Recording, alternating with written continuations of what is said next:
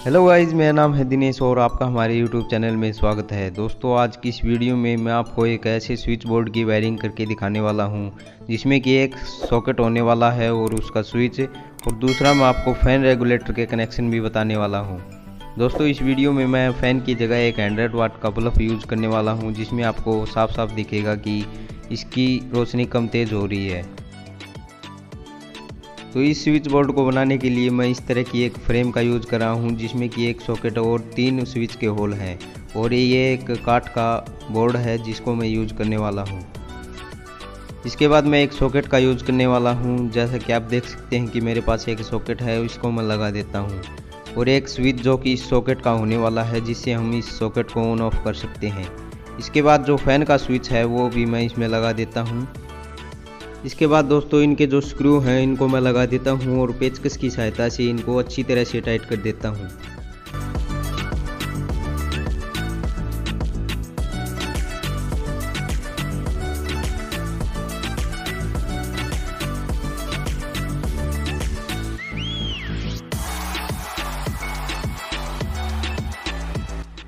तो जैसा कि दोस्तों आप देख सकते हैं कि इसके जो स्क्रू हैं उसको मैंने अच्छी तरह से टाइट कर दिए हैं, और इसके बाद मैं यूज़ करने वाला हूँ इस तरह के एक फ़ैन रेगुलेटर का, जिससे कि हम पंखे की स्पीड को कम ज़्यादा कर सकते हैं। तो चलिए इसको भी मैं इस फ्रेम में सेट कर देता हूँ।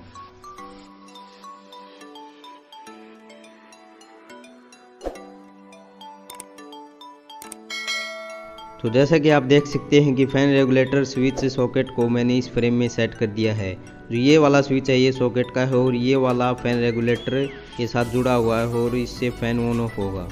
इसके बाद जो स्विच के नीचे वाले टर्मिनल के स्क्रू हैं उनको मैं खोल लेता हूँ, और आपको एक वायर का टुकड़ा लेना है, और जो स्विच के जो नीचे वाले टर्मिनल हैं उन दोनों को कनेक्ट कर देना है। तो जैसा कि आप वीडियो में देख रहे हैं, मैंने इन दोनों को कनेक्ट कर दिया है।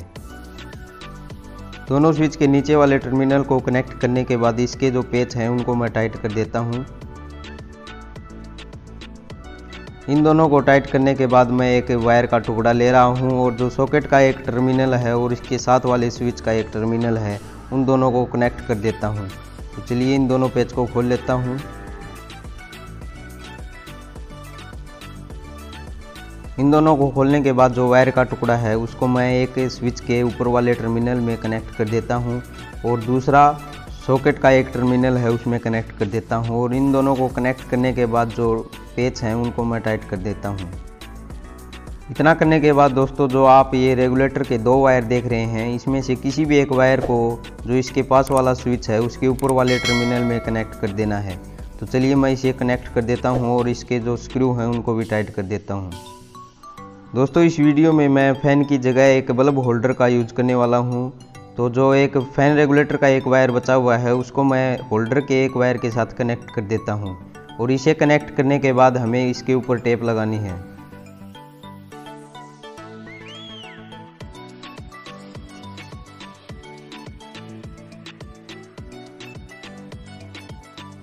तो इसके ऊपर टेप लगा देने के बाद जो होल्डर का दूसरा वायर बचा है उसको मैं जो सॉकेट का एक टर्मिनल बचा हुआ है उसमें कनेक्ट कर देता हूं।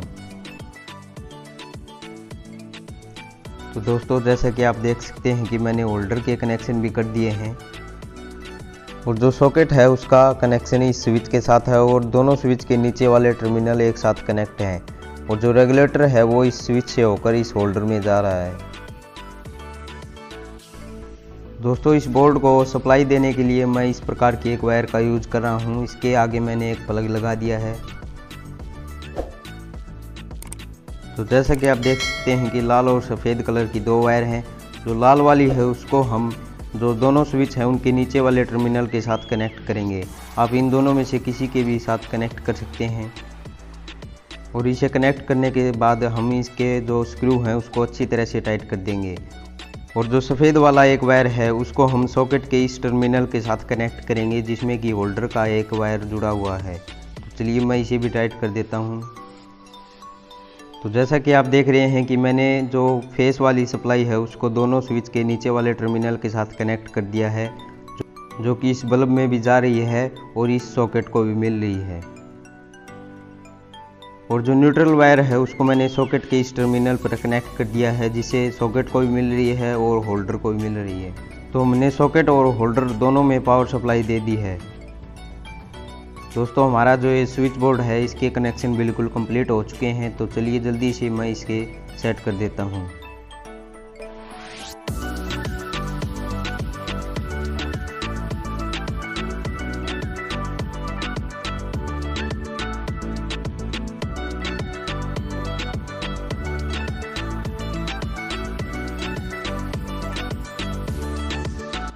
तो इतना कंप्लीट कर देने के बाद जो ये प्लग है उसको हमें पावर सप्लाई में लगाना है और इस होल्डर में हमें एक बल्ब लगाना है।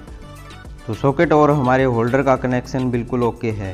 तो चलिए मैं एक 100 वाट का बल्ब लेता हूँ और इस होल्डर में लगा देता हूँ, जिससे आपको पता चल सके कि फैन रेगुलेटर बिल्कुल काम कर रहा है। और इस प्लग को मैं अपने घर की पावर सप्लाई में लगा देता हूँ।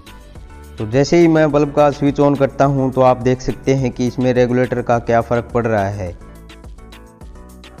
जैसे कि आप देख रहे हैं कि ये रेगुलेटर बिल्कुल जीरो पर है, ये बल्ब नहीं जल रहा। और जैसे ही मैं इसको एक एक स्टेप आगे बढ़ाता हूँ तो इस बल्ब की जो रोशनी है वो तेज़ हो रही है। दोस्तों वीडियो अच्छी लगी तो वीडियो को लाइक ज़रूर करें और चैनल को सब्सक्राइब करके बेल आइकन ज़रूर प्रेस करें। इसके साथ दोस्तों मैं इस सॉकेट का भी आपको टेस्टिंग करके दिखा देता हूँ। तो इसमें मैं एक बल्ब लगा देता हूँ और स्विच को ऑन करता हूँ तो ये बल्ब जलने लगता है। और जो दूसरा बल्ब है उसको हम रेगुलेटर से भी कम ज़्यादा कर सकते हैं।